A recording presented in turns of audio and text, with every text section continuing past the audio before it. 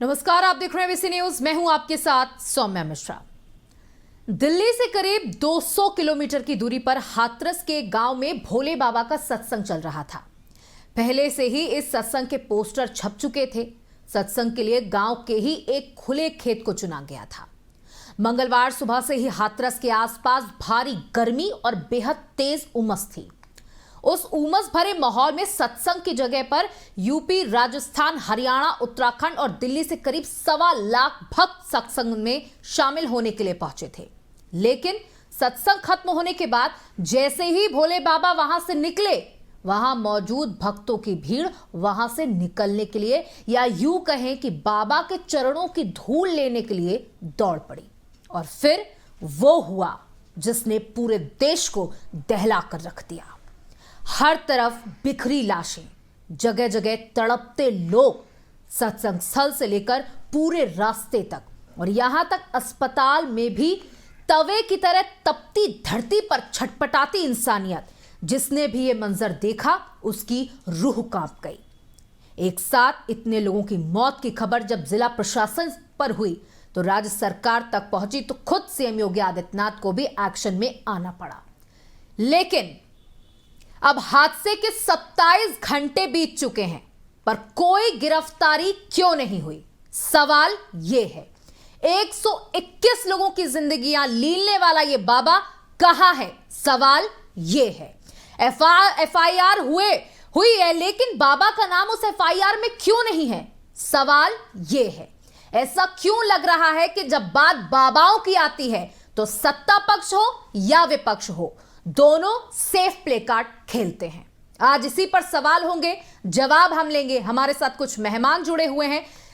हमारे साथ डीपी यादव हैं समाजवादी पार्टी से, सुशील पाठक हैं कथावाचक, सुधीर शर्मा हैं जो कि एक्स-पीसीएस अधिकारी हैं, और सत्यपाल सिंह जो हैं वो भी हमारे साथ जुड़ चुके हैं बीजेपी से। आप सभी का स्वागत है।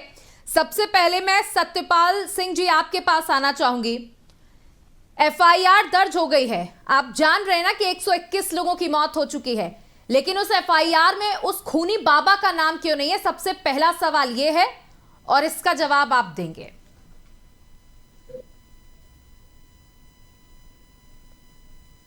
आपने ठीक कहा है कि ये घटना अत्यंत दुखद है और 117 लोगों के 127 लोगों की उसमें जान गई है। मुझे लग रहा है कि इस पे राजनीति नहीं होनी चाहिए, क्योंकि ये सबको पीड़ादायक स्थिति में इस घटना ने पहुंचा दिया है। आज की स्थिति में जो आयोजक थे, जिन्होंने परमिशन लिया था, उनके खिलाफ एफआईआर दर्ज कराने का आदेश माननीय मुख्यमंत्री जी ने जी। तो देखिए, सत्यपाल जो जुड़े थे बीजेपी से, उन्होंने साफ तौर पर सबसे पहली बात ये कही, राजनीति नहीं होनी चाहिए जी। और आज मुख्यमंत्री ने उस परिस्थिति का मूल्यांकन किया। जो लोग हताहत हुए उनको सहायता देने के साथ ही जो लोग मृतक हुए उनके परिजनों को भी आर्थिक सहायता देने की उन्होंने घोषणा की है। अब ये बात ठीक है कि वो घटना अत्यंत दुखद और हृदय विदारक है, लेकिन सरकार अपने स्तर पर जो कुछ भी उसके लिए, उन परिजनों के लिए, उन लोगों के लिए जो कुछ भी कर सकती है, जो उसके दोषी हैं, उनको किसी को भी बख्शा नहीं जाएगा, ऐसा माननीय मुख्यमंत्री जी ने कहा है। और कल 3 मंत्री वहां मौका पर भेजने के बाद आज खुद माननीय मुख्यमंत्री जी ने इसीलिए जाकर मौके का निरीक्षण किया है। मुझे पूरा विश्वास है कि जो ऐसी घटनाएं पुनरावृत्ति न हो उत्तर प्रदेश में, इसकी पूरी व्यवस्था, और ऐसे जो आयोजक लोग हैं उनके खिलाफ तथ्य छिपाकर जिन्होंने कहा कि 80,000 लोग आएंगे और 2.5 लाख लोग पहुंच गए, ऐसे लोगों के खिलाफ प्रथम दृष्टया दोष बनता था, इसलिए उनके खिलाफ एफआईआर दर्ज हुई है। और बाबा जी अगर उसमें से जांच में दोषी पाए जाएंगे तो उनके खिलाफ भी उसमें उनका नाम भी उसमें सम्मिलित किया जाए। सत्यपाल सिंह जी, आपने कहा कि जिन आयोजकों ने संख्या छुपाई उन पर एफआईआर दर्ज हो गई, सेवादारों पर एफआईआर दर्ज हो गई, लेकिन ये सत्संग में मुख्य कौन था? बाबा, जो अपने आप को खुद भगवान बता रहा था। उनके सत्संग में इस तरह की बड़ी घटना होती है, अभी तक उनकी कोई गिरफ्तारी नहीं हुई है, एफआईआर तक में उनका नाम दर्ज नहीं है। 121 लोगों की जिंदगियां निगलने वाला वो बाबा, आप लोग उसके बारे में कुछ क्यों नहीं बोल रहे हैं? और दूसरी बात, अब तक अगर वो अपने आप को भगवान कह रहे हैं और उनके कार्यक्रम में 121 लोगों की जान चली गई है, अभी तक कोई बयान, एक दुखद सांत्वना ही दे देते, जैसे हम सब बैठ कर दे रहे हैं, कुछ और कर नहीं सकते, वही दे देते। उसके बाद भी ऐसा क्यों लग रहा है कि कहीं ना कहीं एक बचाव का काम किया जा रहा है बाबा को लेकर के? सारा हिंदुस्तान जानता है कि उत्तर प्रदेश के माननीय मुख्यमंत्री जी स्वयं संत हैं और सारी चीजों को ठीक से जानते हैं। उनकी एक न्यायिक प्रक्रिया को पूरे देश भर के लोग याद करते हैं कि अपराधी को किसी भी कीमत पर उसको छोड़ने की कोई रियायत उनके यहाँ नहीं होती है और आज तक उन्होंने कभी भी किसी अपराधी के साथ कोई रियायत नहीं किया है। उत्तर प्रदेश माफिया मुक्त किया हो, उत्तर प्रदेश में जो गुंडा राज्य था उसको समाप्त करने का काम किया हो। ये आयोजक मंडल के जो लोग थे प्रथम दृष्टया धार्मिक भावना के आधार पर लोगों से जुड़े थे और बाबा दुष्प्रचार नहीं है और ये कोई पहला कार्यक्रम उनका उत्तर प्रदेश में नहीं था, हजारों जगह ऐसे कार्यक्रम हुए थे और पूरे देश भर में उनके होते थे।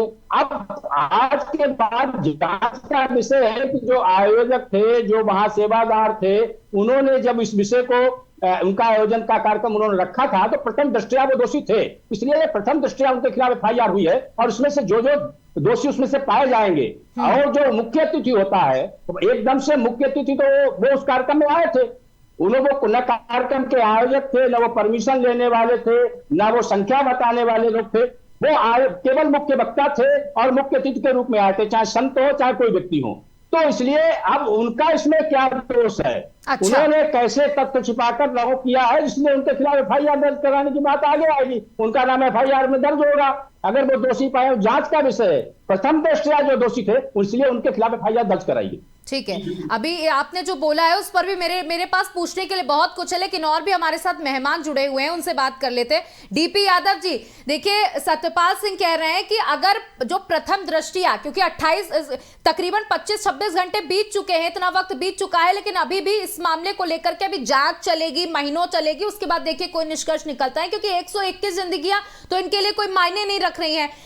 आप क्या कहना चाहेंगे इसमें जो अभी तक बाबा का नाम FIR में दर्ज नहीं हुआ है, कोई बयान सामने नहीं आया है, गिरफ्तारियां, एक भी गिरफ्तारी अभी तक नहीं हुई है, सिर्फ FIR दर्ज हुई है। मोहल्ले में अभी लड़ाई हो जाती है तो पुलिस प्रशासन सबसे पहले FIR दर्ज करता है और अभी 121 लोगों की जान चली गई है, सिर्फ FIR, कोई गिरफ्तारी नहीं। जी सौम्या जी, देखिए ये बहुत ही दुखद, दुर्भाग्यपूर्ण और हृदय विदारक घटना है। जिस प्रकार से हाथरस में 121 लोगों की, अभी तो ये ऑफिशियल संख्या आ रही है, जी। अभी पता नहीं कितने लोगों की जान गई है, अभी उसको पूरी तौर से आने में कहीं ना कहीं समय लगेगा। लेकिन देखिए, इस पर दुख प्रकट करने के लिए, संवेदना प्रकट करने के लिए मेरे पास शब्द नहीं है। मैं किन शब्दों में दुख और संवेदना प्रकट करूं, मुझे समझ में नहीं आ रहा है। आज देखिए जिस प्रकार से ये घटना घटित हुई, निश्चित रूप से वहां 1.25 लाख, 1.5 लाख, 2 लाख लोगों की उपस्थिति थी और ये पहले से अनुमान था।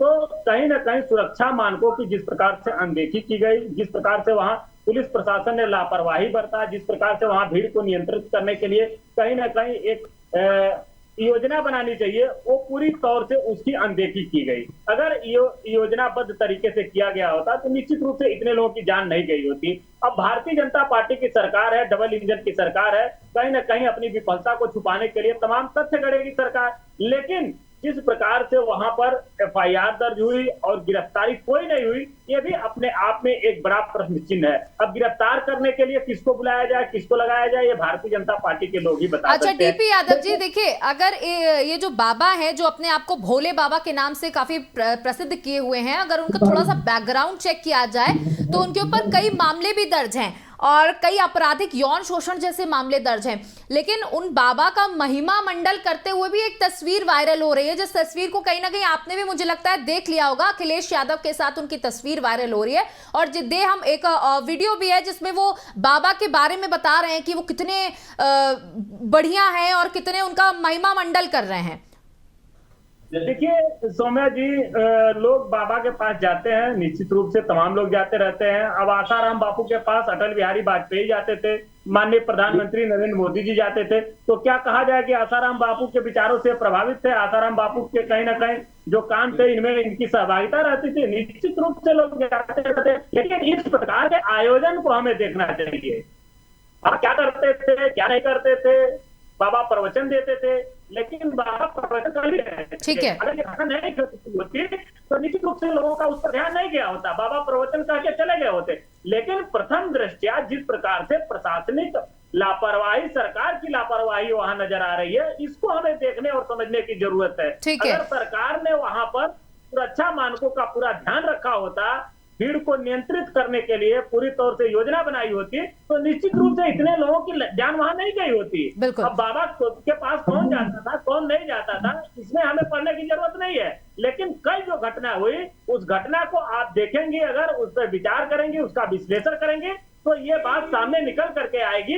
वहां पर सरकार की विफलता है, पूरी तौर से सरकार विफल रही। सरकार ने वहां पर भीड़ को नियंत्रित करने के लिए कुछ भी नहीं किया। इतना बड़ा आयोजन हो रहा है, लाखों की भीड़ आ रही है, क्या डीएमएसपी वहां पर चेक करने के लिए गए थे? नहीं गए थे। लेकिन डीपी यादव जी, आप प्रशासन को सवालों के घेरे में ले रहे हैं, वो भी बहुत जरूरी है, क्योंकि यहाँ पर व्यवस्थाओं की बदहाली के कारण इतना बड़ा कांड हो गया, इतना बड़ा हादसा हो गया। लेकिन एक चीज जो बहुत कॉमन नजर आई सत्यपाल सिंह जी की बातचीत में और डीपी यादव जी आपकी बातचीत में, कि जब बाबाओं की बात आती है तो चाहे वो पक्ष हो या विपक्ष हो, दोनों ही कहीं ना कहीं बचता हुआ नजर आता है। एक सॉफ्ट कॉर्नर अपने मन में रखता है कि नहीं, बाबाओं की बात है, इस पर ज्यादा बोलना नहीं चाहिए। ठीक है, अभी इस पर आपका जवाब मैं ले लूंगी, लेकिन हमारे साथ और भी मेहमान जुड़े हैं, उनको भी मौका मिलना चाहिए। सुधीर शर्मा जी, जो कि एक्स पीसीएस अधिकारी है। सर देखिए, इस समय प्रशासन जो है वो सवालों के घेरे में है। एक्स पीपीएस अधिकारी हमारे साथ जुड़े हुए हैं। सर, सवालों के घेरे में पूरा प्रशासन है। अभी तक जो कार्रवाई हुई है, आप इससे कितना संतुष्ट हैं? क्या ये 121 लोगों की जिंदगियों के बराबर की कार्रवाई अभी तक हुई है? एक एफआईआर दर्ज हुई, गिरफ्तारी नहीं हुई है कोई भी? सौम्या जी, जब भी कोई क्राउड मैनेजमेंट होता है, घटना दुखद होती है, और कल की घटना भी बहुत दुखद है और निंदनीय है, इसमें कोई दो राय नहीं। लेकिन एक विचार करने की जरूरत है। आपके माध्यम से हम सबको ये अवगत करना चाहेंगे, भीड़ की जो मानसिकता होती है वो भेड़ चाल होती है, ये मनोविज्ञान कहता है। ये आज की बात नहीं, अगर आप इतिहास उठा के देखेंगे, 1990 में हमारी सबसे पवित्र मुस्लिम धर्म की जो स्थान है हज, वहां पे स्टैम्पीड हुआ था, 1426 लोगों को जान गई थी। वहां कोई मोहल्ला मौलवी लेक्चर नहीं दे रहा था, कोई भाषण नहीं हो रहा था, करने लोग जाते हैं, तीर्थ पे जाते हैं। और घटना जो एक दूसरी घटना आपको शेयर करना चाहेंगे, 30 सितंबर 2008 की जोधपुर में चौंडा देवी के मंदिर के अंदर 250 लोग मर गए, 425 लोग मर गए। सिर्फ एक अफवाह फैल गई कि मंदिर में बम है और स्टैम्पीड हो गया। घटना घटित हुई, निंदनीय है। जिला प्रशासन ने अनुमति मांगी गई, जिला प्रशासन ने अनुमति दी, उनका देना कर्तव्य है। अब आप देख लीजिए, ऑनलाइन आपको अनुमति मिलती है, आपको एप्लीकेशन देने जाने की जरूरत नहीं है। आप खुद डिक्लेरेशन करते हैं, चाहे भंडारा कराइए, चाहे जगराता कराइए, चाहे कोई प्रवचन कराइए, आपको अनुमति मिलेगी। अनुमति जितने की मांगी गई, पुलिस ने उसके हिसाब से व्यवस्था की। उन्होंने उसमें लिख के दिया कि हमारे इतने सेवादार होंगे, इतने पुलिस अधिकारी होंगे। वहां देखिए, आप पता लगा लीजिएगा, जांच हो रही है, जांच मिल जाएगी। वहां फायर ब्रिगेड की गाड़ी भी जरूर होगी, कोई इतनी क्राउड में हमारी एसओपी कहती है फायर ब्रिगेड की गाड़ी जरूर होगी। हमारे एलआईयू के आदमी जरूर होंगे कि उस प्रवचन में खाली प्रवचन ही हो, कोई दूसरा एक्टिविटी ना हो। नंबर 3, लोकल पुलिस, इंटेलिजेंस, और उसके साथ साथ फायर फाइटिंग की जो टीम वहां मौजूद रहती है।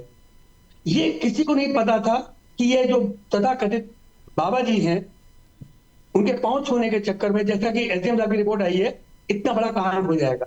ठीक है सर, देखिए प्रशासन की तरफ से भी एक बात जो है वो बार बार कही जा रही है कि जितने की अनुमति मांगी थी उतने की हमने अनुमति दी, और उससे ज्यादा लोग आए तो वो हमें कैसे नहीं पता। दिल्ली, राजस्थान, छत्तीसगढ़, यहाँ से मॉब आ रहा था, यहाँ से लोगों की भीड़ आ रही थी, अलग अलग जिलों से लोगों की भीड़ आ रही थी। तो क्या ट्रैफिक मैनेजमेंट में प्रॉब्लम नहीं हुई? क्या उस वक्त नहीं पता चल पाया? और जो आयोजक थे उन्होंने ये भी बात कही थी कि हाँ, 80,000 की परमिशन तो हम ले रहे हैं, लेकिन इससे ज्यादा भीड़ हो सकती है। तो आप लोगों ने क्या इंतजाम किए? यहाँ पे एक ये भी सवाल है, एम्बुलेंस मौजूद नहीं थी जब भगदड़ मची, वहां पर पुलिस नहीं मौजूद थी। सौम्या जी, नोट कर लीजिए, जिस आयोजक ने परमिशन मांगी है, ये लड़की की शादी नहीं है कि बाराती बढ़ जाएंगे, हलवाई खाना बढ़ा लेगा, पूरी यादें सीख जाएंगी। ये व्यवस्था है, हथेली पे सर तो नहीं जम सकती है। आपने जितने आदमी कहे हैं उससे ज्यादा आएंगे, आप अपराधी होंगे। ये कानून है, ये घर का फंक्शन नहीं है, ये घर की खेती नहीं है कि आपने कहा कि 800 आएंगे 2.5 लाख हम क्या करें। नहीं, आप पहले दोषी आप हैं कि 800 आप जितने व्यक्ति गए तो उससे ज्यादा क्यों हो गए। नंबर 2, अगर हो गए हैं तो आप उसके लिए जिम्मेदार हैं। ठीक है, हमारे साथ मेरा सुशील आवाज आ रही है? जी हमारे साथ सुशील पाठक जी भी जुड़े हुए हैं जो कथावाचक हैं। सर, अपने आप को भगवान का दर्जा दे रहे थे सुशील जी, ये जो भोले बाबा कहे जाने वाले अपने आप को भगवान का दर्जा दे रहे थे, और इनके ऊपर कई मामले पहले से भी दर्ज हैं। सन 2000 में भी गिरफ्तार हो चुके हैं, जहां इन्होंने कहा था कि एक मृत बच्चे को ये जिंदा कर देंगे, और कई इनके लिए अगर इनका बैकग्राउंड चेक करें, कई कहानियां चल रही हैं कि ये जो इस तरीके की बातें करते हैं, ऐसे लोगों को बाबा कहना कहां तक ठीक है। और इतनी बड़ी घटना हो गई, अगर अपने आप को आप लोगों को उपदेश दे रहे हैं, लोग आपको इतना ज्यादा भगवान की तरह दर्जा दे रहे हैं, तो क्या एक शोक संवेदना भी जताना आपके लिए भारी हो गया? सौम्या जी, अभी हमने तीनों में अपने जो मेहमान हैं उनको सबको सुना और बहुत ध्यान से सुना। ये घटना हृदय विदारक है, बहुत बड़ी घटना है। 21 लोगों का जाना बहुत ही दुखद है। कल हमारे यहाँ एक कार्यक्रम था जिसके हर महीने की हर एकादशी को कीर्तन होता है। हमने इस घटना के बाद उस कार्यक्रम को रद्द किया। अब सही बात, आपकी बात का मैं जवाब देता हूँ। अभी हमने सत्यपाल जी को सुना, डीपी यादव जी को सुना और सुधीर शर्मा जी को सुना। हम सन 2010 से अब तक हर साल गरीब परिवार की बेटियों का विवाह कराते आ रहे हैं सौम्या जी। इसमें जिला प्रशासन से हम परमिशन लेते हैं और परमिशन में बहुत सी शर्तें सिटी मजिस्ट्रेट की तरफ से हमें रखी जाती है। ठीक है, अगर हम उस परमिशन में दी गई शर्तों को पालन नहीं करते हैं तो जिला प्रशासन का कर्तव्य बनता है हमारे खिलाफ कार्रवाई करे और हमें जेल में डालना। ये सब मेरा मानना तो ये है, चाहे वो सरकार सपा की हो चाहे बीजेपी की हो, इससे हमारा कोई लेना देना नहीं। हमने वो स्थिति देखी है, आपको ध्यान होगा मथुरा में जवाहर बाग कांड, उसमें तो कोई भीड़ नहीं थी। मुकुल द्विवेदी जैसा एसपी सिटी इसी सपा की सरकार में मारे गए, कई दरोगा मारे गए। ऐसी घटनाओं को क्या कहेंगे। अगर इस घटना में तो हम मानते हैं हमारी निगाह में जो दोषी हैं वो है इस व्यवस्था में भोले बाबा बने बैठे संत। इनके खिलाफ तुरंत माननीय मुख्यमंत्री जी को आदेश करके इन्हें FIR करनी चाहिए, इन्हें जेल जाना चाहिए और 302 का मुलजिम बनाना चाहिए जो इनकी वजह से 121 लोगों की हत्या हुई है। हमारा तो ऐसा मानना है। और तो हमारे सुधीर शर्मा जी कह रहे थे, बिल्कुल सच है कि हमारे जिला प्रशासन से जब हम परमिशन लेते हैं उसमें शर्तें रखी जाती है। तो अगर शर्तों को फॉलो नहीं कर रहे हैं, हम अमल नहीं कर रहे हैं, तो हमारे खिलाफ कार्रवाई क्यों नहीं की गई? तुरंत कार्रवाई होनी चाहिए। ये दोषारोपण तो करते हैं दूसरे पर, परंतु जो सच्चाई है उससे परे होती है। ये बात आपने अभी थोड़ी देर पहले कही, एक वीडियो वायरल हो रहा है कि भोले बाबा का आशीर्वाद लेते माननीय अखिलेश यादव जी दिख रहे हैं। तो ऐसे ही जवाहर बाग कांड में भी हमने देखा हमारे एसपी सिटी मुकुल द्विवेदी की हत्या की गई। वो सपा की सरकार थी उस समय, हमने खुद देखा, हमारे मित्र थे, मैंने उस अधिकारी को मरते देखा, दरोगा को देखा, सिपाही को देखा, वहां कोई भीड़ नहीं थी, वहां तो गुंडों की द्वारा जबरदस्ती कब्जा किया गया था। ये बाद में दोष देते हैं। हमें लगता है इस घटना में सबसे पहले आयोजकों के साथ उस भोले बाबा कोई मुख्य अतिथि नहीं थे, वो मुख्य वक्ता नहीं थे, वो उस आयोजन के मुख्य सूत्रधार थे। उनके खिलाफ भी उतना ही जुर्म बनता है जितना आयोजकों के खिलाफ बनता है। तत्काल कार्रवाई होनी चाहिए। सौम्या जी, हम आपकी बात से सहमत हैं और इस विषय पर हम माननीय मुख्यमंत्री जी को पत्र भी लिखेंगे, क्योंकि मैं खुद एक समाज सेवी हूँ, संत हूँ और इस तरह के आयोजन खुद करता हूं और मुझे मालूम है व्यवस्था। दो बार उत्तर प्रदेश के राज्यपाल हमारे कार्यक्रम में मुख्य अतिथि के रूप में आए, प्रोटोकॉल भी जानता हूं। बिल्कुल सुशील पाठक जी, आप जो कह रहे हैं वो बात बिल्कुल ठीक है। अभी तक हालांकि बीजेपी के जो प्रवक्ता हैं उनको ये बात नहीं समझ में आई है कि मुख्य अतिथि नहीं, मुख्य सूत्रधार है इस 121 मौतों का वो खुद, जो अपने आप को भोले बाबा कह रहे हैं। अधिक जानकारी के साथ हमारे संवाददाता जुड़ चुके हैं मैनपुरी से। जीत वहां पर मौजूद है, हमारे संवाददाता। जीत, मैनपुरी में बाबा का बड़ा सा आश्रम है, भारी पुलिस फोर्स वहां पर लगा दी गई है, और ये जो सूत्रों के हवाले से जो एक जानकारी ये भी है कि क्या यहाँ पर बुलडोजर चल सकता है? जी बिल्कुल, हम आपको बता दें सौम्या, पहले मैं आपको एक दृश्य दिखाना चाहता हूँ। जो एक महिला है जो बाबा के आश्रम के लिए जा रही है, रास्ता जा रही है, तो वहीं पर तो महिला एक सड़क को चूमती नजर आ रही है। देखो, मैं आपको दिखाना चाहूंगा किस तरीके से एक महिला है जो रोड पर आप किस तरीके से जो बाबा के आश्रम के लिए रास्ता है, तो उस तरीके से वो रास्ते को चूम रही हैं। अभी भी जो भक्त हैं वो पूर्ण तरीके से चाह रहे कि बाबा के मन में भाव है। जी, आपको साफ तौर पे तस्वीरों में दिखा रहा हूँ किस तरीके से महिला है जो आश्रम की तरफ जो रास्ता गई है, तो उस पर माथा अपना रगड़ रही है जमीन पर की, और चूम भी रही है। जी बिल्कुल, ये तस्वीरें बहुत डरावनी है। इसे हम किसी प्रकार की आस्था नहीं कहेंगे, जहां 121 लोगों की मौत हो चुकी है, उसके बाद भी लोगों में किस तरीके की भावनाएं हैं, और 121 लोगों की मौत होने के बाद भी वो बाबा, अभी तक कोई बयान नहीं उनकी तरफ से सामने आया, लेकिन लोगों में अभी भी बहुत भावनाएं भरी हुई हैं। जिस तरीके मैंने आपसे बात कही कि यहाँ पर ये संभावना है कि यहाँ पर शायद ये बाबा मौजूद है, ये सूत्रों के हवाले से खबर है कि शायद वो यहाँ पर अब मौजूद है, लेकिन अभी कोई ऑफिशियली ये बात नहीं कही गई है। साथ ही साथ इस आश्रम पर भी बुलडोजर चल सकता है, ये भी खबर है।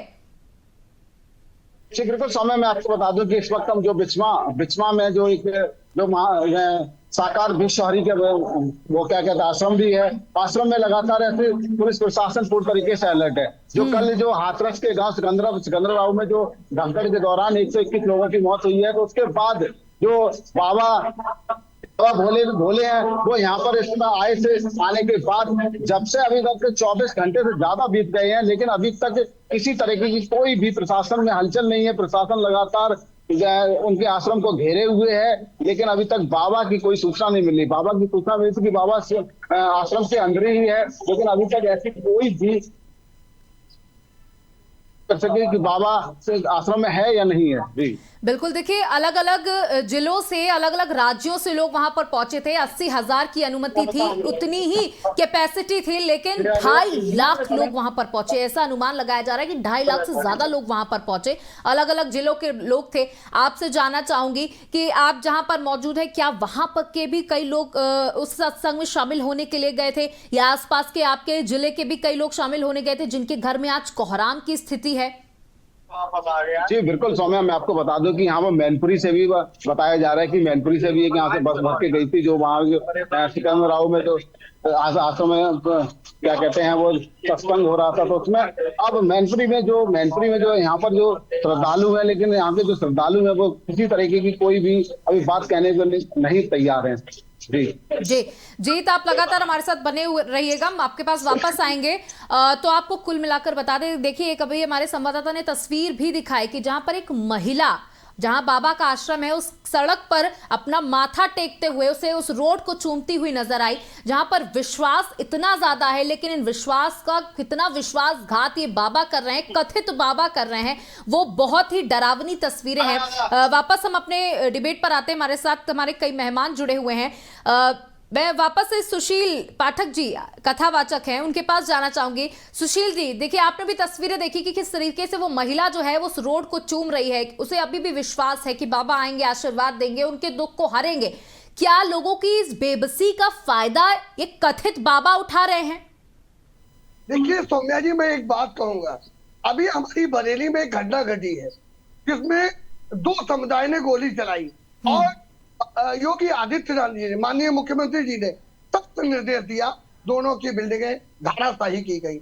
ये मेरा अनुरोध है माननीय मुख्यमंत्री जी से, जिस तरह से उन दोनों के बिल्डिंगों को बुलडोजर चलाया गया, इसी तरह से इस कथित बाबा के आश्रम पर बुलडोजर चलना चाहिए, क्योंकि 121 लोगों के हत्या का आप मामला है, कोई मामूली मामला नहीं है। एक दो नहीं, 121 लोगों ने, किसी ने माँ खोई है तो किसी माँ का साया खोया है, तो किसी बेटे को माँ गई है, किसी की पत्नी गई है, किसी का बेटा गया है, किसी की बेटी गई है। ऐसे बहुत सुशील पाठक जी, आप भी कथावाचक हैं, आप भी लोगों को कथा सुनाते हैं, आपकी बातों को भी हजारों लोग सुनते हैं। क्या आप खुद के ऊपर एक बात रख के एक जवाब दें एक लाइन में, क्या अगर आपका सत्संग है या आपकी कथा है तो वहां पर मौजूद हर एक शख्स की जिंदगी की जिम्मेदारी आपकी नहीं है, या आप अपने प्रवचन देंगे और निकलते बनेंगे?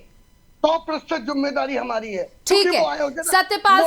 सत्यपाल सिंह यहाँ पर सुशील पाठक जी जो कथावाचक है, जो हमें बहुत सालों से कथा करते चले हुए आ रहे हैं, बहुत सारे लोग इनकी कथा सुनने के लिए आते हैं, इन्होंने ये एक्सेप्ट किया है कि मेरी जिम्मेदारी है, वहां पर आने वाला हर एक शख्स उसकी जिंदगी की जिम्मेदारी मेरी है। और आप कह रहे हैं कि अभी जांच होगी, वो बाबा तो सिर्फ मुख्य अतिथि था। ऐसा नहीं है। जो आदमी वहां उस कार्यक्रम में, जो आयोजक मंडल था, आपने FIR के बारे में कहा था, जो आयोजक मंडल था उसने प्रथम दृष्टया उसको दोषी पाते हुए FIR दर्ज की गई है। इसका मतलब ये नहीं कि बाबा को लोगों ने दोष मुक्त मान लिया है, उनके खिलाफ जांच चल रही है और बाबा के आसपास के जो लोग हैं, अन्य लोग हैं, उनके खिलाफ भी कठोर कार्रवाई हो, इससे उनको बचाया नहीं जा सकता है। लेकिन प्रशासन की एक सिस्टम, एक ऐसी चीज है जिसमें भी बुलडोजर चलाने की बात कहा था, तो निश्चित रूप से मुझे विश्वास है कि जितने गुंडा माफिया इस प्रकार के, और वहां तो ऐसा कुकृत्य हुआ है, वही नहीं आश्रम ऐसा होगा, पूरे उत्तर प्रदेश भर में तमाम जगह उनके आश्रम बने हैं, सारे आश्रमों पर ये सब प्रक्रिया के तहत निश्चित रूप से माननीय हमारे मुख्यमंत्री जी उनके खिलाफ कार्रवाई करेंगे, चाहे बुलडोजर चलाने की कार्रवाई हो, चाहे जेल में डालने की कार्रवाई हो, चाहे सजा दिलाने की कार्रवाई हो। भविष्य में ऐसे लोग समाज के लोगों को गुमराह न कर सकें, ऐसे लोग ऐसा कुकृत्य न कर सकें जिससे अच्छे भले संतों के खिलाफ भी लोगों की मानसिकता बन जाए, अच्छे लोगों का भी लोग सम्मान करना बंद कर दें। और इसलिए निश्चित रूप से ये गंभीर विषय है। 127 लोग मारे गए हैं, तो इसमें आप लोग निश्चित रूप से मैं विश्वास दिलाता हूं कि माननीय मुख्यमंत्री जी जो भी यथासंभव शासन के स्तर से कार्रवाई होगी, चाहे वो उनके आश्रम गिराने का काम हो, चाहे उन्हें सजा दिलवाने का काम हो, चाहे उनकी गिरफ्तारी का काम हो, कोई भी इसमें से बच नहीं पाएगा। लेकिन इसमें राजनीति नहीं होना चाहिए कि वो सरकार इसमें नहीं, सरकार का एक सिस्टम होता है और वो भी सारी चीजों से बने हुए हैं, लेकिन उसके बाद भी ये पूरा आश्वस्त कर रहे हैं हम सब लोग मिलकर, और माननीय मुख्यमंत्री जी ने आश्वस्त किया है। और माननीय मुख्यमंत्री जी को इतनी पीड़ा हुई है कि पहले दिन 3 मंत्री भेजने के बाद खुद वहां पर मौके पर जाकर उन्होंने एक एक चीज को जांचा है, समझा है, परखा है। इतना सीरियसली उन्होंने इस काम को लिया है, इतना उसको गंभीरता से लिया है कि इसी से परिलक्षित होता है कि माननीय मुख्यमंत्री जी ने स्वयं जाकर उस स्थल का मुआयना किया। ठीक है, सुधीर शर्मा जी, आपसे बात करना चाहूंगी कि देखिए अभी अपनी अपनी बात कही जा रही है कि अभी इस पर जांच हो रही है और कार्रवाई की जाएगी, अगर बाबा दोषी पाए गए तो उन पर भी कार्रवाई की जाएगी, जो बुलडोजर की तैयारी की जा रही है उसमें हर एक आश्रम को चिन्हित किया जाएगा। लेकिन एज पर लॉ ये भी अगर हम थोड़ा सा टेक्निकली इसे देखें कि जैसे बाबा के पर कई पहले भी गिरफ्तारियां हो चुकी, जहां उन्होंने कहा कि हम एक मृत बच्ची को जिंदा कर देंगे, वो ये कहते हैं कि उनकी, देखिए जो ये घटना हुई वो शुरुआत यहां से हुई कि बाबा गए और बाबा की चरणों की धूल लेने के लिए लोग दौड़े कि अगर उनके चरणों की धूल मिल जाती है और हम अपने लोगों को लगा देंगे जो परेशान हैं वो शायद ठीक हो जाएं। बाबा ये दावा करते हैं कि पानी मेरा दिया हुआ पिला दो तो लोगों की जिंदगी वापस आ जाएगी। ये जो मैजिक और ये जो बातें कही जाती हैं इसके ऊपर भी कई कानून हैं, लेकिन जब बात बाबाओं की आती है, जब बात इस तरीके की चीजों की आती है तो सरकार थोड़ा बैकफुट पे होती है, चाहे वो सरकार किसी की भी हो। इस बात से कितना आप ताल्लुक रखते हैं? सौम्य जी, आपसे एक चीज यहाँ पे बताते हैं कि कानून से ऊपर कोई भी नहीं है, चाहे वो कोई भी हो। तो क्या आपको लग रहा है कि इस पूरे मामले में प्रशासन को फ्री हैंड नहीं दिया जा रहा है? नहीं, कानून अपना काम करता है, समय पे करता है, क्योंकि आपको एक जहाँ पे लॉ की बात है वो बता दें कि किसी को भी अपराध करने के लिए, किसी को दंड देने के लिए दंड संहिता हमारी है, लॉ ऑफ जस्टिस ये कहता है कि हम उसके पुराने अपराधों को कंसीडर नहीं करेंगे। जिस अपराध का हम जजमेंट दे रहे हैं उस अपराध के क्वांटम को ही ध्यान में उसको सजा। देखिए बिल्कुल हम भी ये बात नहीं कह रहे कि आप उनके पुराने अपराधों को कंसीडर करिए, लेकिन जिस तरीके की बातें वो लोगों से कह रहे हैं, कई तथ्य ये भी सामने आए हैं कि जिस दूध से वो नहाते हैं फिर वो दूध जो है वो लोगों में बांटा जाता है खीर के रूप में, और ये कहा जाता है जो जिसको ये खीर मिल जाएगी उसके सारे जो रोग हैं वो आदमी निरोग हो जाएगा। तो ये जो मैजिकल वर्ड में लोगों को लिप्त किया जा रहा है, ये कहां तक ठीक है? लोगों को इतना अंधविश्वास में ढकेला जा रहा है, जहां आप ये देख लेते हैं कि ये व्यक्ति परेशान है, चाहे वो फाइनेंशियली हो, चाहे वो अपनी सेहत को लेकर के परेशान हो, उसको इस तरीके की बातों में फंसा करके अपनी भीड़ बढ़ानी होती है लोगों को।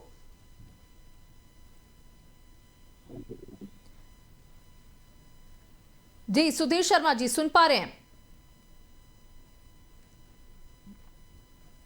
डीपी यादव भी जो हमारे साथ जुड़े हुए हैं। डीपी यादव, देखिए कई लोगों ने कहा कि अभी तक बुलडोजर की कार्रवाई की भी बात कही जा रही है कि बुलडोजर भी चल सकता है, लेकिन अभी सवाल तो वही बरकरार है कि अभी तक एक भी गिरफ्तारी क्यों नहीं हुई? अगर शासन या प्रशासन इतना मुस्तैद है, इतना कंसर्न है इस पूरे मामले को लेकर के, तो अभी तक कोई गिरफ्तारी क्यों नहीं हुई? क्वेश्चन अभी भी ये बरकरार है। इस समय की निश्चित रूप से देखें तो बुलडोजर की कहानी कही जाती है वो हवा हवाई है, बुलडोजर का कोई मतलब नहीं है। अगर इतना ही शासन प्रशासन क्यों दुरुस्त रहता तो निश्चित रूप से हादसा का हादसा हुआ है नहीं होता। प्रथम दृष्टया तो इस हादसे को होना ही नहीं चाहिए था। अगर पूरी तौर से मानकों का पालन किया गया होता तो कहीं ना कहीं वहाँ सुरक्षा व्यवस्था मुस्तैद रखी गई होती। अगर वहां पर आला अधिकारी मुस्तैद रहते, डीएम वहां का निरीक्षण किए रहते तो ये घटना नहीं हुई होती। लेकिन अब सरकार को चूंकि लीपापोती कर रही है, सरकार तमाम तरह के बातें बनाएगी, सरकार तमाम तरह के बहाने करेगी, लेकिन जो इनकी जान चली है उनकी जान तो अब वापस आ नहीं सकती है। हाँ। अब देखिए यहाँ कई प्रकार के प्रश्न भी खड़े होते हैं। कल जब ये घटना हुई थी उसके बाद 4 घंटे तक लोग तड़फड़ाते रहे वहां पर लोगों को चिकित्सा सुविधा मुहैया नहीं हो पाई थी, तो सरकार क्या व्यवस्था कर रही थी? सरकार वहां पर इमरजेंसी में लोगों को बाहर नहीं दे सकती थी, आसपास के जिलों से डॉक्टर नहीं इकट्ठा कर सकती थी, तो चिकित्सा व्यवस्था मुहैया कराने में भी सरकार नाकाम रही थी। तो तमाम ये प्रश्न है जो कहीं ना कहीं सरकार को कटघरे में खड़ा करते हैं। आप देखिए अगर सुरक्षा व्यवस्था का कहीं ना कहीं अनुपालन किया गया होता, भीड़ को नियंत्रित करने के लिए पूरी तौर से कार्य योजना बनाई गई होती तो इतना बड़ा हादसा हुआ ही नहीं होता। बिल्कुल अपना प्रवचन कर रहे थे, प्रवचन करके उनको जाना था, लेकिन भीड़ उनके जाहिर सी बात है जब इतने लोग गए थे लाखों की संख्या में, तो निश्चित रूप से उनकी बाबा के प्रति आशा तो रही होगी।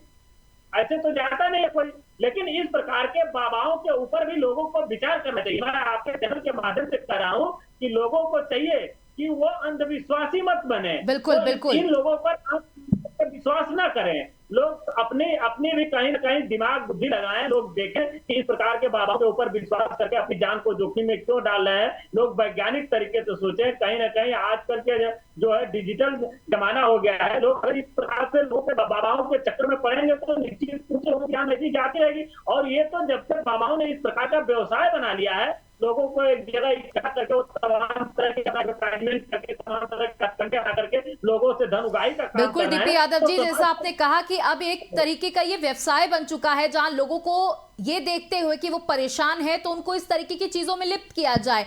हमारे साथ जीत कुमार जुड़े हुए हैं मैनपुरी से, हमारे संवाददाता। जीत कुमार, आप उस आश्रम के बाहर खड़े हुए हैं जहां पर ये कहा जा रहा है कि बाबा जब वहां से हाथरस से भागा तो यही मैनपुरी में आया और मैनपुरी के इस आश्रम में वो अभी भी अंदर मौजूद है, ऐसा कई लोगों ने बताया। और ये भी साक्ष्य मिले हैं जो गाड़ियां उनके काफिले में थी वो भी यहीं पर मौजूद है। इसके बावजूद भी अभी तक कोई कार्रवाई नहीं की गई है या कोई अभी ऐसी बात सामने नहीं प्रशासन के द्वारा रखी गई कि बाबा यहाँ पर मौजूद है, हमने उनको हाउस अरेस्ट कर रखा है या ऐसा कुछ भी? जी बिल्कुल समय मैं आपको बता दूं कि कल से लगभग 2:30 बजे से जब वहां से भगदड़ के बाद में बाबा मैनपुरी के आश्रम है जो बिस्मा थाने के पास में एक आश्रम है वहां पहुंचे थे। बाबा जब अभी तक पहुंचे हैं, लेकिन अभी तक ऐसी कोई सूचना नहीं है। जब बाबा के जब श्रद्धालुओं से बात की गई थी शाम को, तो उस श्रद्धालु ने साफ तौर पे बताया था कि बाबा अपने आश्रम के अंदर है, अभी तक बाहर नहीं निकला है। लेकिन अगर प्रशासन की बात की जाए तो प्रशासन से जब अगर बात करते हैं तो प्रशासन साफ तौर से मना कर देता है कि बाबा अंदर नहीं है। लेकिन बाबा अगर अंदर नहीं है तो आश्रम से विलुप्त तो नहीं हो सकता है कि जब श्रद्धालुओं ने साफ तौर पे देखा था कि यहाँ पर आश्रम में बाबा का काफिला गया है, लेकिन काफिला अभी तक नहीं निकला है, कोई भी गाड़ी अभी आश्रम से बाहर नहीं हुई है। अगर पुलिस प्रशासन से तरीके से बात की जाती है तो प्रशासन अपने पल्ला झांकता हुआ नजर आता है कि अगर पुलिस से अगर बात किया तो पुलिस साफ तौर पे कहती है कि तो यहाँ पर कोई ऐसा बाबा भी अंदर नहीं है। लेकिन अगर बाबा अंदर जीत, खबर ये भी है कि कई भक्तगण भी उस आश्रम के अंदर मौजूद हैं। जी बिल्कुल, हम आपको बता दें समय अगर भक्तों की बात की जाए तो आश्रम में लगभग 200-250 हमेशा भक्तगण बने रहते हैं। कि अगर आश्रम में बात की जाए उनकी एक वीआईपी तरीके से व्यवस्थाएं हैं आश्रम के अंदर, और हर यानी कि 24 घंटा उसमें लगभग 200-250 आदमी प्रवेश रहता है। जी बिल्कुल, तो देखिए कई सवाल हैं जिन सवालों के घेरे में ये संदिग्ध बाबा है, लेकिन अभी तक इस बाबा की गिरफ्तारी नहीं हुई है और इस बाबा के बारे में कोई भी मामला सामने नहीं आया है। सत्यपाल सिंह जी, देखिए कई लोगों ने कहा कि बाबा इस आश्रम में मौजूद हैं, पुलिस प्रशासन अभी इस बात की पुष्टि नहीं कर रहा है। काफिले की गाड़ियां यहां देखी गई, कितने सबूत हैं, उसके बाद भी कोई एक्शन क्यों नहीं लिया जा रहा है? ऐसा नहीं है, प्रशासन अपना हिसाब से अपना काम कर रहा है। और समाज में जहां तक ये लोगों ने कहा कि इतना उनके अनुयायी हैं, इस प्रकार के लोग हैं, तो जैसा अभी हमारे मित्र कह रहे थे कि ये बात ठीक है कि समाज में भी इसकी जागरूकता की बात है कि ऐसे अंधविश्वास में नहीं पड़े। और जहां तक बाबा की बात है तो बाबा के खिलाफ जब अखिलेश जैसे लोग, एक्स मुख्यमंत्री जैसे लोग जब उसके अनुयायी हैं, तो आप समझ लीजिए कि बाबा कितना प्रभावशाली रहा होगा। और इसलिए अगर मैनपुरी में है तो ये सरकार की निगाह उस पर है, लेकिन मैनपुरी तो समाजवादी पार्टी का एक मजबूत गढ़ है। हो सकता है कि कहीं किसी ने उनमें से किसी का उसको संरक्षण प्राप्त हो, कहीं हो सकता है छिपा के लोगों ने रखा हो सरकार को बदनाम करने के लिए कि सरकार कार्रवाई नहीं कर रही है, लोगों का आक्रोश शांत हो जाए तो निकाल दे। अगर मैनपुरी में इस बात की पुष्टि सपा के लोग कर रहे हैं तो निश्चित रूप से उनको जाकर पता लगाना चाहिए ना, बताएं सरकार को। सरकार और अधिकारी अपने स्तर से उसमें काम कर रहे हैं। वाह भाई वाह, सरकार को बताना पड़ेगा कि कौन कहाँ छुपा है। डीपी यादव जी, देखिए साफ तौर पर आरोप लगाए जा रहे हैं कि अखिलेश जी, सरकार तो अपने स्तर से करे रही है, अधिकारी हमारे लगे हैं, हमारे मुख्यमंत्री गए हैं, 3 मंत्री गए हैं, और प्रशासन जितना उन बाबा के बारे में खोज सकता है, पता लगा सकता है, उसमें से लोग लगे हैं। लेकिन वो सार्वजनिक रूप से उसमें चर्चा नहीं की जा सकती। सत्यपाल सिंह जी ये कह रहे हैं कि उनकी तरफ से जो कार्रवाई होनी चाहिए वो कर रहे हैं और एक्शन मोड में है सीएम योगी आदित्यनाथ। लेकिन जो तस्वीरें, जो वीडियो अखिलेश यादव के साथ वायरल हो रहे हैं वो भी तो संदिग्ध हैं कि आप इस तरीके के लोगों के महिमा मंडल कर रहे हैं और शायद आप उनका संरक्षण भी कर रहे हैं समाजवादी पार्टी। ये बताइए, अभी ये कह रहे थे कि वो मैनपुरी में छुपे हुए हैं और लोग आकर के बताएं, तो ये भी कह सकते थे कि कह सकते हैं कि जो लोग वहां गए थे वही दोषी हैं। क्यों? मैं नहीं कह रहा था, आप लोग बता रहे कि मैनपुरी में है, तो वही मैंने कहा अगर छिपे हैं तो वहां आप कुछ कर सकते हैं। भारतीय जनता पार्टी मैं नहीं कह रहा, इस समय डावाडोल है, वो लोग इतने, मैं नहीं कह रहा कि मैनपुरी में छिपे हैं। आप लोग कह रहे तो मैंने कहा अगर छिपे हैं तो आप लोग छुपाए होंगे वहां। आपकी सरकार है, डबल इंजन की सरकार है, सरकार खोज रही है, तमाम संसाधन है, आप पता करिए ना। कल से क्यों नहीं पता कर पा रहे हैं? आप भगा हुआ है, पता कर रहे हैं भाई, क्यों नहीं दे रहे हैं? अरे आप वो लोग लगे हैं, वो सूचना सार्वजनिक अखबार में देने की नहीं है कि लोग क्या कर रहे हैं। उनके लाखों अनुयायी हैं, अखिलेश जैसे प्रमुख व्यक्ति उनके अनुयायी हैं, तो अगर वो सूचना को सार्वजनिक अखबार में दे देंगे तो तमाम संरक्षण देंगे। सत्यपाल सिंह जी, देखिए लंबा वक्त हो चुका है, 30 घंटे होने वाले हैं और अभी आप कह रहे हैं वो अपने काम में लगे हुए हैं। ये कोई छोटी घटना नहीं है, 121 लोगों से ज्यादा लोगों की मौतें हो गई हैं, कई परिवार बिखर गए हैं, कई बच्चे अनाथ हो गए हैं, कई माओं की गोद सूनी हो गई है और आप कह रहे हैं कि अभी काम में लगे हैं। ये कैसे लगे हैं काम में? आप बताइए कि एक्शन 1 घंटे 2 घंटे 3 घंटे में हो जाना चाहिए था, यहाँ पे 30 घंटे हो गए हैं। आप कह रहे हैं कि उसमें सिलसिले, अगर उसमें सिलसिले लगे नहीं होते तो हमारे 3 मंत्री जो 10 घंटे के अंदर वहां पहुंच गए, मुख्यमंत्री जी भी वहां पहुंच गए। तो ऐसा एहसान नहीं है कर दिया कि आप लोगों ने 127 लोग पहुंच मरे गए। हैं। आपके 3 मंत्री ने या मुख्यमंत्री खुद ने वहां पर पहुंचकर कोई एहसान नहीं किया, अपनी ड्यूटी निभाई है।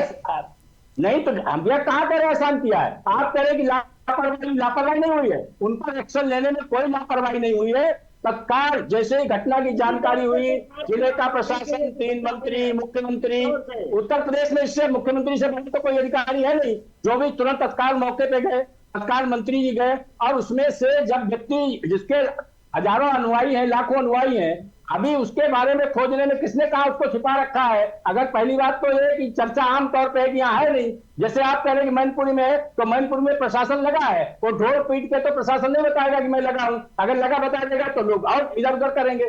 तो उसमें जो प्रशासन को जो अपना काम करना है वो कर रहा है। और 127 लोग कम नहीं होते हैं जिनकी हत्या हुई, उनके प्रति हमारी संवेदनाएं हैं, पार्टी की संवेदनाएं हैं, उनके लिए सरकार जो कुछ भी कर सकती है वो कर रही है।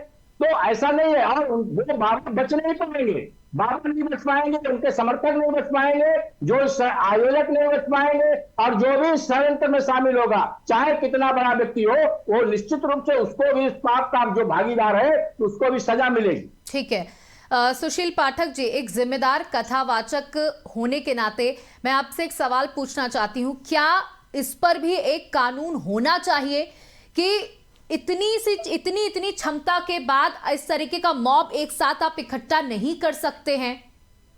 इस पर भी क्योंकि ये पहला मामला देखिए नहीं, कई मामले आपने खुद गिनाए कि कई ऐसे मामले पहले भी हो चुके हैं जहां पर कई लोग अभी तक हजारों लोग अपनी जान गंवा चुके हैं आस्था के नाम पर। सौम्या जी, बात कहूंगा, इतना बड़ा दर्दनाक ये हादसा हुआ है, दर्दनाक घटना हुई है, इसके 127 लोग अपनी जान गंवा बैठे हैं। वो संत, वो महात्मा जो पानी बांटता है, धूल की चरणों से लोगों को ठीक करता है, क्या वो उसकी संवेदना मर गई है?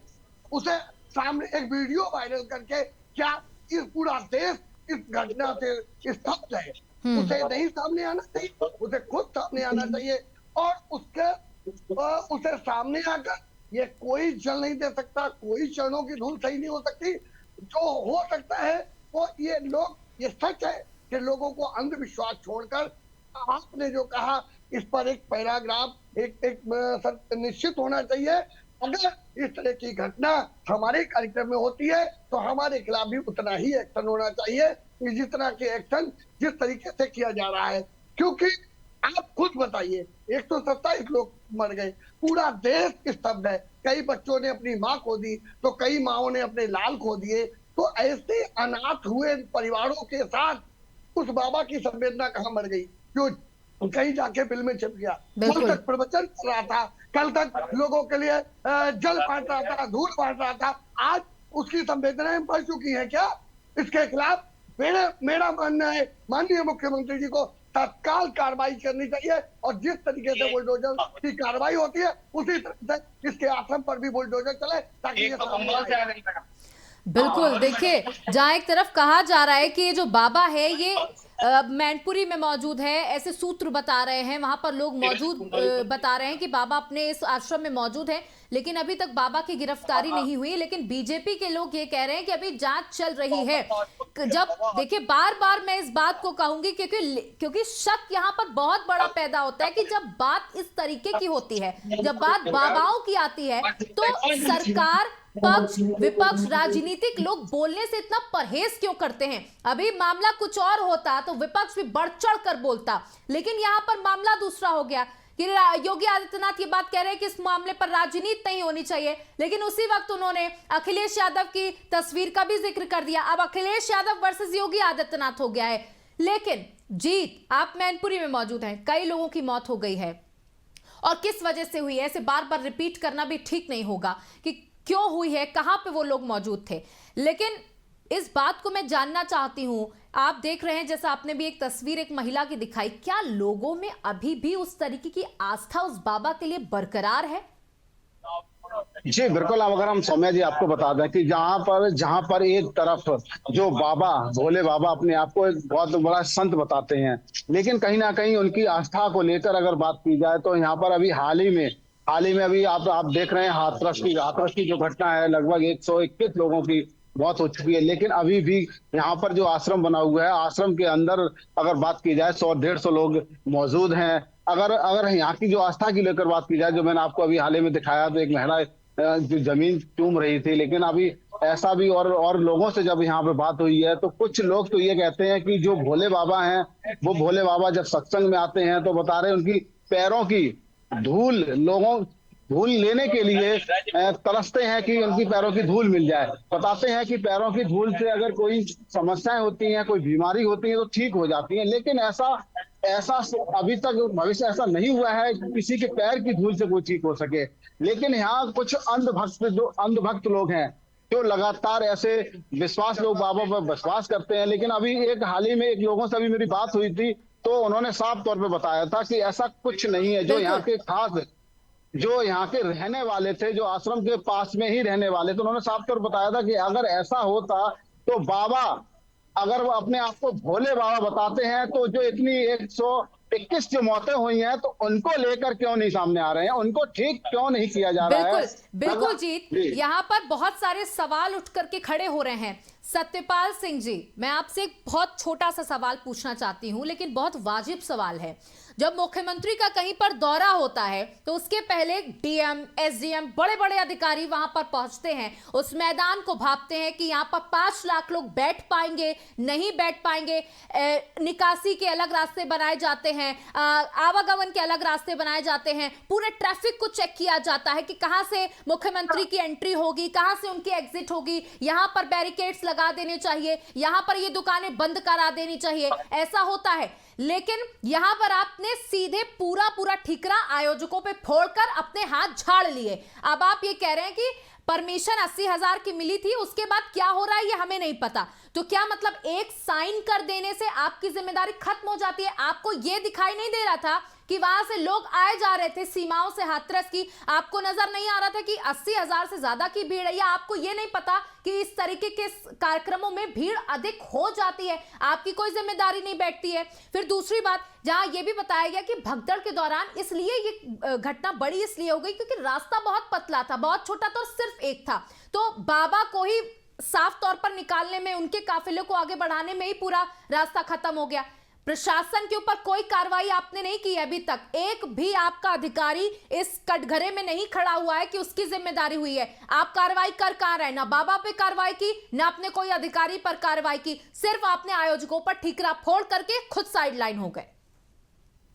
ऐसा नहीं है, बाबा पर भी कार्रवाई होगी। और जहां तक आप कह रहे हैं कि अधिकारी हमारे क्या करते रहे, अधिकारी हमारे 80,000 की उन्होंने परमिशन मांगी थी। अधिकारी 80,000 के बजाय 1 लाख की व्यवस्था कर सकते थे।